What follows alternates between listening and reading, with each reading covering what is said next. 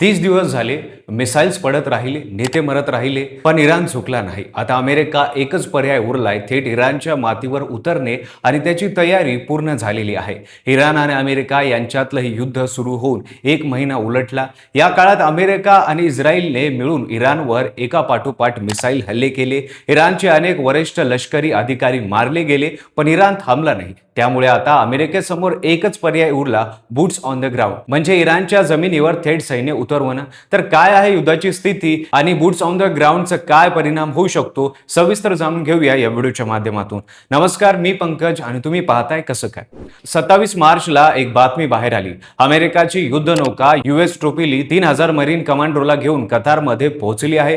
दुसऱ्या दिवशी म्हणजे 28 मार्चला US सेंट्रल कमांडने याची अधिकृतरित्या माहिती सुद्धा दिली आहे. आता ही कमांडर म्हणजे काही साधे सैनिक नाहीत. US मरीनने अमेरिकेचे एलिट स्पेशल फोर्स आहेत. ते खास जमिनीवरच्या ऑपरेशनासाठी प्रशिक्षित असतात आणि त्यांना घेऊन आलेले US ट्रिपोली युद्धनौका ही साधी नाही. ती एक एम्बिफियस एस्ट्रॉल शिप आहे, म्हणजे ती पाण्यातून थेट जमिनीवर सैनिक उतरू शकते. त्यावर F-35 फायटर जेट आणि ऑस्फेरी हेलिकॉप्टर्स हाताळता येतात. सगळ्यात महत्त्वाची गोष्ट म्हणजे फक्त 2 आठवड्यापूर्वी ही युद्धनौका जपानमध्ये तैनात होती. तिथल्या सैनिक तैवानच्या समुद्रात सराव करत होते. अचानक तिला मिडल ईस्टकडे वळवण्यात आलं. इतक्या झपाट्याने घेतलेला हा निर्णय म्हणजे काहीतरी मोठं घडणार आहे याचा इशारा देतो. मिडल ईस्टमध्ये अमेरिकेचे आधीच 50,000 सैनिक तैनात आहेत.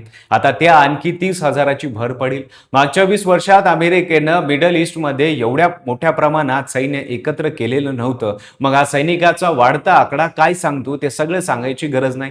वॉशिंग्टन पोस्टने अमेरिकन अधिकाऱ्यांविरुद्ध मिळालेल्या माहितीहून एक न्यूज दिली, ज्यात स्पष्ट सांगितलं आहे की पेंटागॉनने इराणमध्ये जमिनीवरचं युद्ध अनेक आठवडे चालवण्याची तयारी पूर्ण केली आहे. फक्त डोनाल्ड ट्रम्प यांच्या परवानगीची प्रतीक्षा आहे. पेंटागॉनने पहिलं टार्गेट आहे खर्क आयलंड. पर्शियन आखातात असलेलं छोटंसं बेट फक्त 20 चौरस किलोमीटरचं आहे, पण हे बेट म्हणजे इराणच्या अर्थव्यवस्थेचा कणा आहे.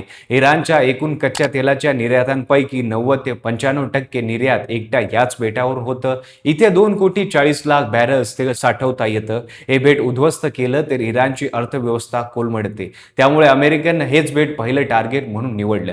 याआधी अमेरिकेनं या बेटावर हल्ले केले होते, पण तेव्हा फक्त लष्करी तळांना टार्गेट केलं होतं. तेलाच्या टाक्यांना हात लावला नव्हता. ट्रम्प यांनी तेव्हाच इशारा दिला होता की भविष्यात हे होऊ शकतं. आता तोच दिवस आलेला दिसतो. इराण यावर प्रतिक्रिया दिली आहे. तेहरान टाइम्सच्या इराणच्या प्रमुख इंग्रजी वृत्तपत्रात 28 मार्चला पहिल्याच पानावर एक हेडलाईन छापली, वेलकम टू हेल, नरकात स्वागत आहे. खाली लिहिलं होतं की जर अमेरिकन सैनिक इराणच्या मातीवर पाऊल ठेवतील तर त्यांचे मृत्यूदेहच परत जातील. इराणी सूत्रांनी दिलेल्या माहितीनुसार इराण 10 लाख सैनिकांची फौज उभी करतोय.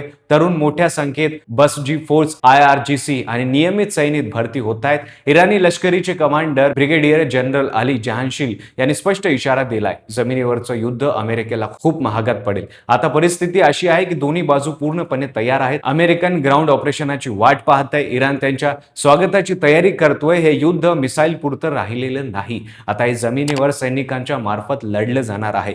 हे युद्ध झालं तर मिडल ईस्टचा इतिहास कायमचा बदलेल. इराण जर 10 लाखाच्या फौजेने अमेरिकेशी लढला तर युद्ध महिने नाही, वर्ष चालेल. आणि याचे परिणाम फक्त इराण आणि अमेरिकेपुरते राहणार नाही, तर याचे परिणाम भारतापर्यंत, तेलाच्या किमतीपर्यंत होतील आणि जगाच्या अर्थव्यवस्थेमध्ये मोठा भूकंप होईल. आता एक प्रश्न मात्र समोर येतो, अमेरिकन सैन्य लढण्यासाठी इराणमध्ये गेले तर जिंकतील का? याआधी अमेरिकन सैन्य अफगाणिस्तानमध्ये 20 वर्ष होतं, तेव्हा तिथं काय झालं आपल्याला चांगलंच माहित आहे.